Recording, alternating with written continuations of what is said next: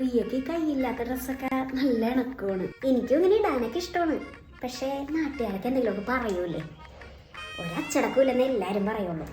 കേട്ടിട്ടില്ലേ, അച്ചടക്കൂല്ലാണ്ട് ഇഷ്ടത്തിന് നടന്നു എന്നുള്ള ആ ഒരു പേര് ചില പെണ്ണുങ്ങളെ കുറിച്ച് ആൾക്കാരൊക്കെ പറയണേക്കാറില്ലേ.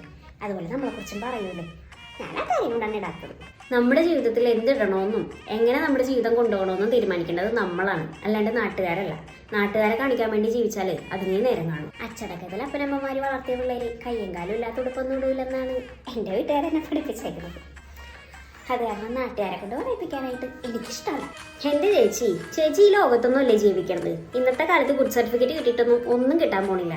അവനവൻ്റെ ജീവിതം സന്തോഷത്തോടെ ഇഷ്ടമുള്ള കാര്യങ്ങൾ ചെയ്ത് ജീവിക്കാൻ നോക്കും. കാരണം മറ്റുള്ളവരെ ബോധിപ്പിച്ച് ജീവിക്കാൻ പോയാലേ അവനവൻ്റെ ഇഷ്ടങ്ങൾ അങ്ങോട്ട് മാറ്റി വെക്കേണ്ടി വരും. ശരിയാണ്. കുടിക്കാൻ വെള്ളം അടുപ്പത്ത് വെച്ചിട്ടുണ്ടായി, തിളച്ചിട്ടുണ്ടാവും. ഓഫ് ചെയ്തിട്ട് വരാം. ഒത്തില്ല.